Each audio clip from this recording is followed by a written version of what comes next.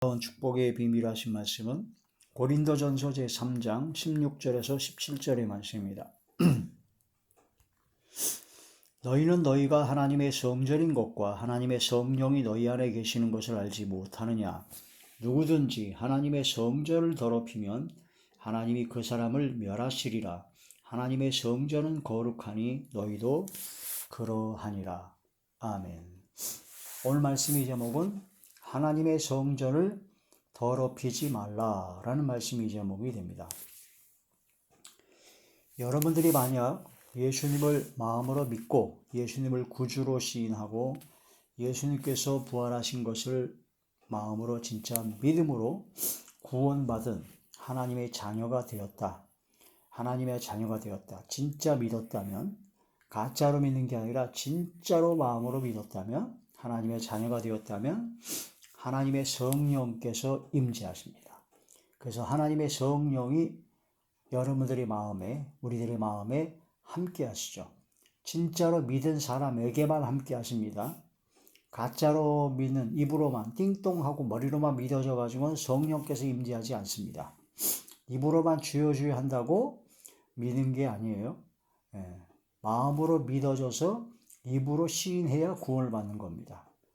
그러면 성령께서 임재하셨다라는 것은, 그럼 성령께서 마음에 계시다라는 것은 성령님을 마음에 모시고 예수님과 아버지 하나님과 성령 삼위일체 하나님께서 나와 함께 하시기 때문에 우리가 생활이 불편할까요? 편안할까요? 옛날 어떤 은퇴하신 목사님이 자기 자녀의 손녀를 낳는데 손녀를 맡아서 키워주겠다고 했다고 합니다. 근데 손녀가 이제 들어와서 목사님이 부부가 이제 손녀를 데리고 이제 키워주는데 처음에는 굉장히 그래서 손녀니까 좋을 줄 알았대요. 근데 그때부터 크게 후회를 했답니다. 손녀를 보는 게 얼마나 힘든지. 그래서 참 내가 잘못 생각했구나. 손녀를 보는 게 얼마나 힘든지를 몰랐구나 라고 생각했는데 어느 정도 시간이 흐른 후 손녀가 없으면 못 살겠더래요. 이제는 손녀가 너무나 이쁘고 사랑스럽고 손녀가 하는 모든 것이 너무 이뻐서 처음에는 좀 힘들었지만 나중에는 굉장히 좋았다고 합니다. 어떤 우리들의 일상에 전혀 다른 사람이 오게 되면 불편합니다. 근데 그 불편함을 감수하고 어느 정도 진짜 사랑하게 되고 또 아끼고 사랑하는 마음으로 같이 함께 하다 보면 진짜 편안한 마음이 들죠. 예수님께서, 성령님께서 우리 마음에 함께 계시면 굉장히 불편합니다. 왜냐면요, 이제는 내 마음대로 내 뜻대로 행하던 것이 끝이에요. 아니, 성령께서 내 안에 계시는데 내 마음대로 할 수가 있을까요? 내 마음대로, 내 뜻대로, 내가 하고 싶은 대로 마음대로 하던 것이 자꾸 양심의 가책이 되고 찔림이 되고 내 속에 성령께서 함께 하시는데 성령께서 가만히 있지 않습니다. 자꾸 성령의 감동, 성령의 감동을 주셔가지고 자꾸 괴롭게 만듭니다. 그래서 내가 하고 싶은 대로 내 뜻대로 하고자 하는 것을 접고 성령께서 이끄시는 대로 살아가게 되죠. 어떤 사람이 교회 얼마 나오지 않았는데 교회 별로 그렇게 크게 재미도 없고 해서 평소에 하던 대로 그냥 술을 계속 먹고 다녔다 합니다. 술에 만취해가지고 그렇게 살아가던 그런 중에 어느 날 갑자기 그날도 술에 취해서 이렇게 약간 비틀거리고 있는데 갑자기 속에서 성령께서 말씀하시더랍니다. 아이고 이놈아, 너 왜 이렇게 술을 좀 많이 먹냐? 술 좀 그만 먹어라. 내가 다 취하겠다 라고 하는 그런 마음의 울림이 들리더래요. 그래서 그때 퍼슬쩍 깜짝 놀라가지고 예수님께서, 성령께서 내 안에 계시구나 라는 걸 깨닫고 그 즉시로 술을 끊고 아주 교회 안에 충성된 일꾼이 되었다는 그런 간증도 있습니다. 성령께서 함께 하십니다. 마음에 하나님의 성령이 예수님을 마음으로 믿으면, 진짜 믿으면 성령께서 임재하십니다. 그러면 성령께서 내 뜻대로 내 마음대로 하고자 했던 것을 막으십니다. 거절하십니다. 그러니까 불편하죠. 그러나 성령의 충만함을 받아서 성령의 충만함을 믿음의 훈련, 거룩한 믿음의 자기를 세우는 훈련을 하게 되면 점점 성령님의 뜻을 따라 행하는 것이 기쁩니다. 즐겁습니다. 편안합니다. 이제는 내 뜻대로 살아가는 것이 아니라 주님의 뜻대로 성령께서 인도하시는 대로 살아가는 것이 즐거워집니다. 그게 바로 순종입니다. 바로 순종의 믿음이 되어야 된다는 그런 말씀이 되죠. 하나님의 성전을 더럽히면 하나님께서 진노하십니다. 하나님의 성전을 더럽히면 하나님께서 멸하신다고 하셨습니다. 우리는 하나님의 성전을 더럽힐 수 있고 더럽히고 있었습니다. 그러므로 하나님 앞에 진노를 받지 않고 그 고난을 받지 않기 위해서는 속히 회개해야 됩니다. 바로 나의 모든 죄를 자백하고 하나님 앞에 통회하고 자복하고 회개하고 그리스도의 보혈로 씻음 받아야 되죠. 근데 회개를 안 해요.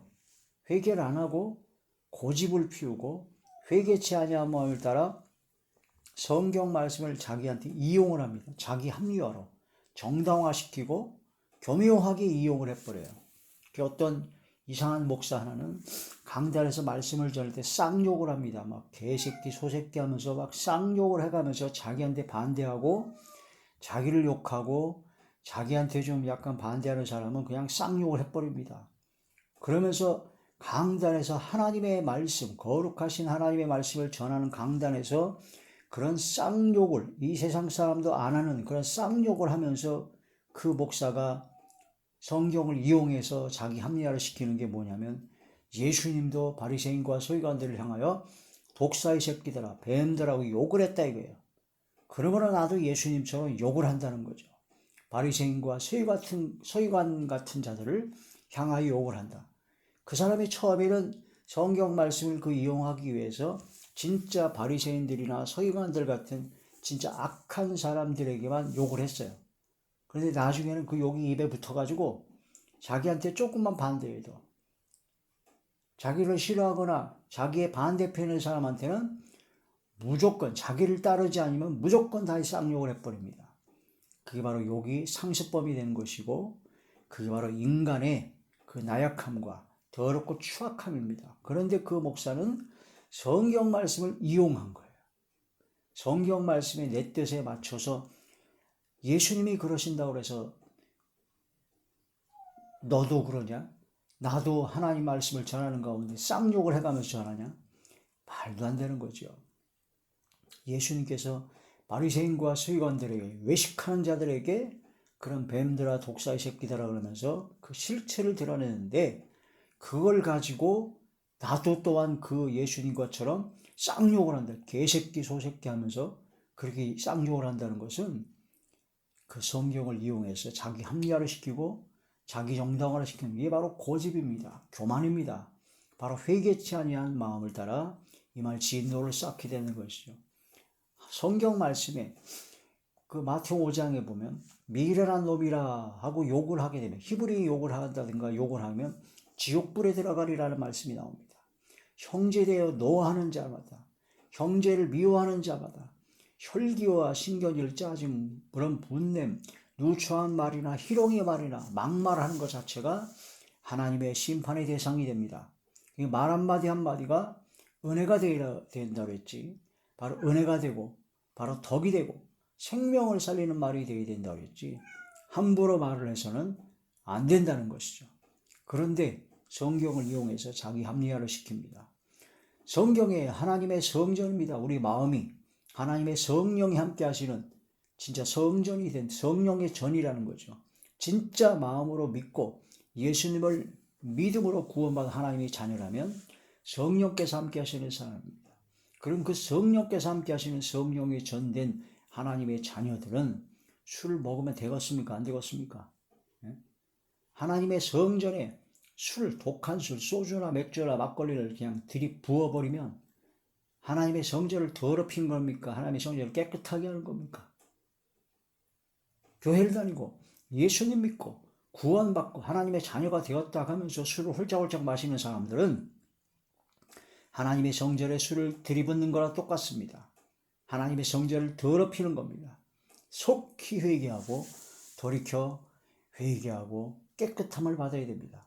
근데 거기에다가 자꾸 고집을 피우고 자기 합리화를 시키고 자기 정당화하는 말을 성경을 이용을 합니다.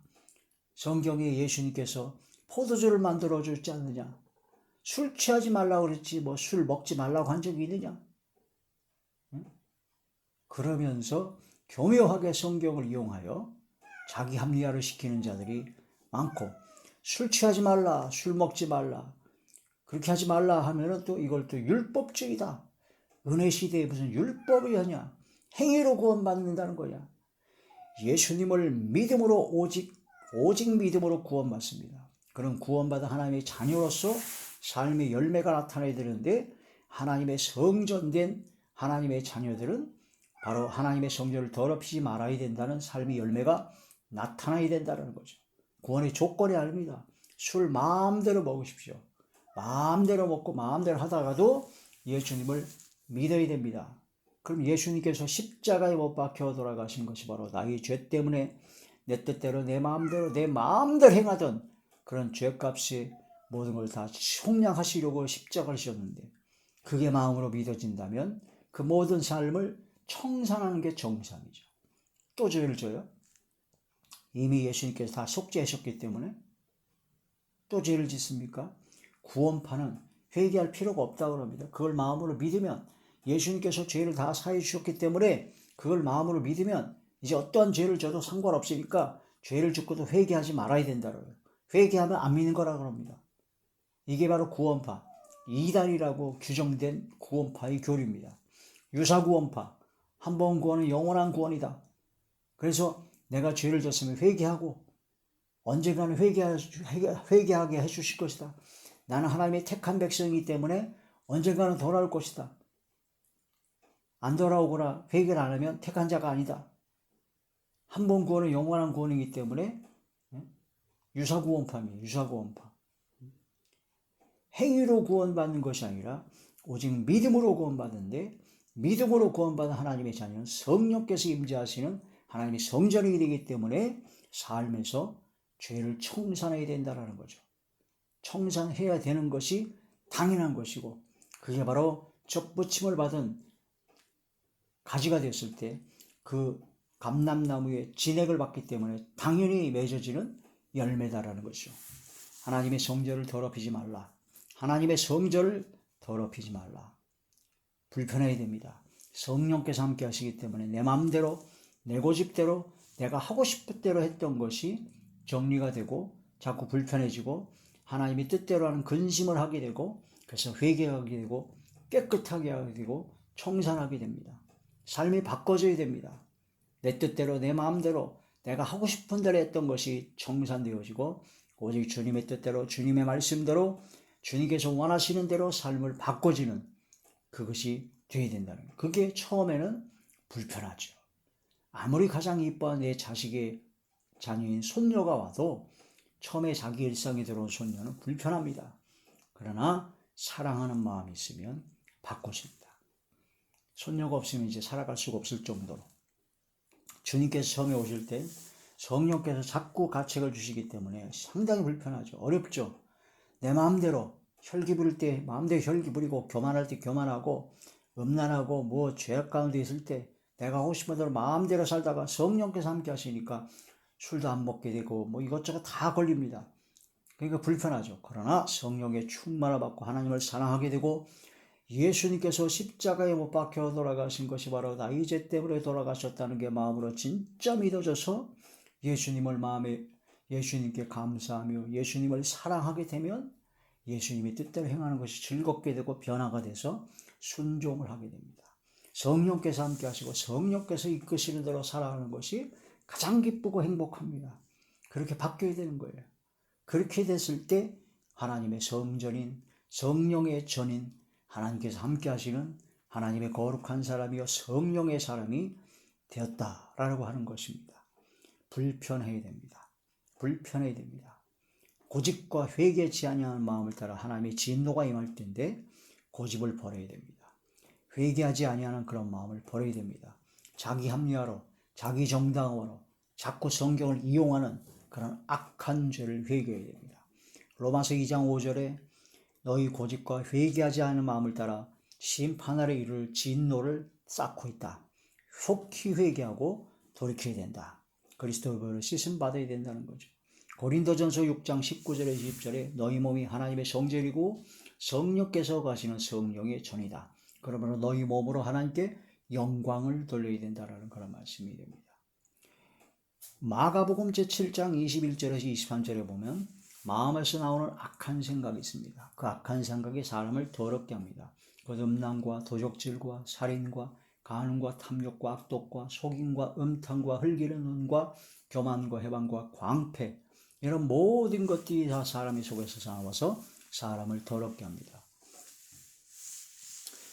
사람을 더럽게 하는 그런 악한 생각을 사람 속에서 나오기 때문에 항상 그리스도의 보혈로 씻어내고 성령의 불을 받고 성령의 검으로 그 악한 생각을 제거해 나가는, 정결케 하고 청결케 하는 그런 삶을 살아야 됩니다. 하나님의 성전을 깨끗하게 해야 된다. 성령께서 임하시고 성령께서 가시는 전이 되기 때문에 성전을 청결하게 해야 된다는 그런 말씀이 되죠.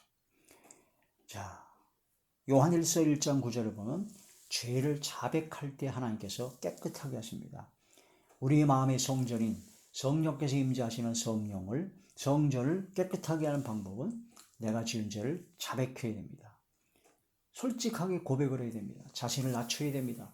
어린아이와 같이 순수하게 하나님의 말씀을 받아들이고 교묘하게 성경을 이용하는 그런 악한 자가 되면 안 됩니다.